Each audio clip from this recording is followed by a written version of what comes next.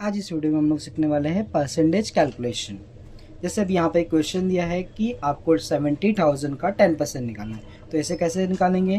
पहले लिखना है आपको 70,000 इंटू 10/100। ठीक है, जिसमें क्या होगा, ये ज़ीरो से ये ज़ीरो कैंसिल, ये ज़ीरो से ये ज़ीरो कैंसिल। आपका आंसर कितना आ गया? 7,000।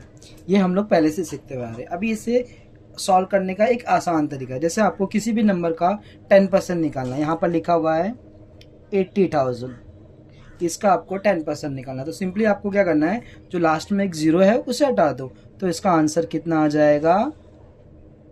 8,000।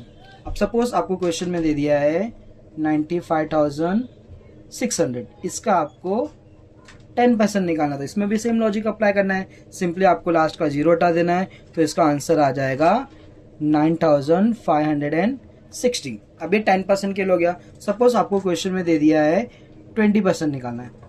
आपको कहा है क्वेश्चन में 80,000 का 20% निकालो, कितना होता है। तो पहले आप 10% निकालो। आपको पता है 10% कितना हो जाएगा, एक जीरो कैंसिल कर दो, 8,000। अभी जो 20% है ये 10 का क्या है, डबल है। तो जो भी आंसर आया उसे भी क्या कर दो, डबल कर दो। जैसे इसका आंसर आया था 8,000, तो 8,000 का डबल कितना हो जाएगा आपका? 16,000।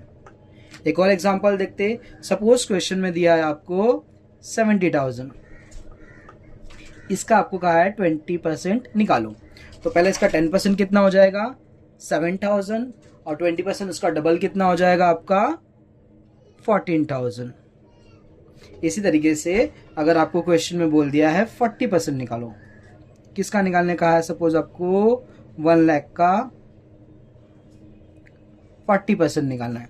तो पहले आपने 1 0 कैंसिल किया, तो कितना आ गया? 10,000। अब ये 10% का कितना टाइम है? 4 टाइम है। तो 10,000 का 4 टाइम कितना हो जाएगा आपका? 40,000। तो इस तरीके से आप जो 10 या 10 के मल्टीपल जितने भी परसेंटेज है उसके इजीली निकाल सकते हैं। ऐसे आप 5% का भी निकाल सकते हो। सपोज आपको निकालने का है 5% निकालो, और अमाउंट दे दिया आपको 50,000। 50,000 का 10% हो जाएगा आपका 5,000। अब जो ये 5% है वो 10 का क्या है, हाफ है। तो आपको जो आंसर आया उसका भी क्या करना होगा, हाफ करना होगा। जैसे आपका आंसर आया था 5,000, तो 5,000 का हाफ कितना हो जाता है आपका?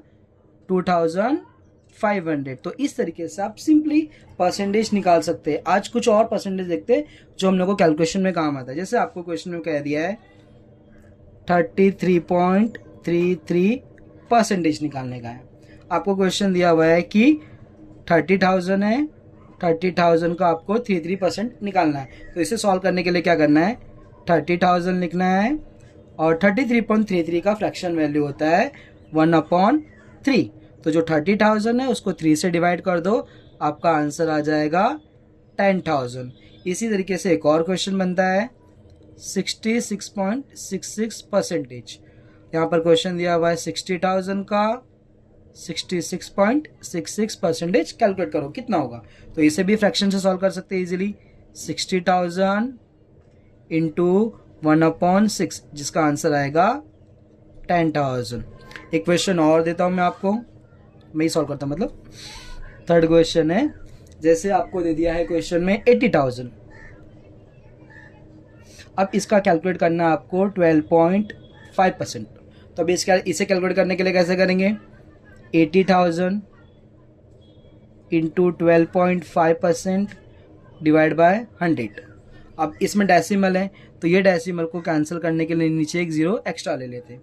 यहाँ पर कितना हो गया, 1 2 3, 1 2 3, ये जीरो कैंसिल हो गया। अभी बचा गया इतना आपका 125 इंटू 80। ये आपको मल्टीप्लाई करना। तो आप जब ये मल्टीप्लाई करोगे तो इसका आंसर आएगा 10,000। तो अभी जब आपको 12.5% कैलकुलेट करना तो इतना बड़ा कैलकुलेशन करना पड़ता है। इसका भी एक आसान तरीका है।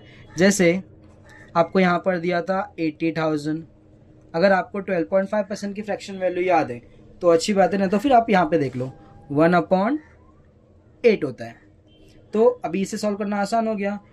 8 से 8 कैंसल, तो कितना बचा यहाँ पर 1, और ये 0 0 आ गया। तो इसका आंसर आ गया 10,000।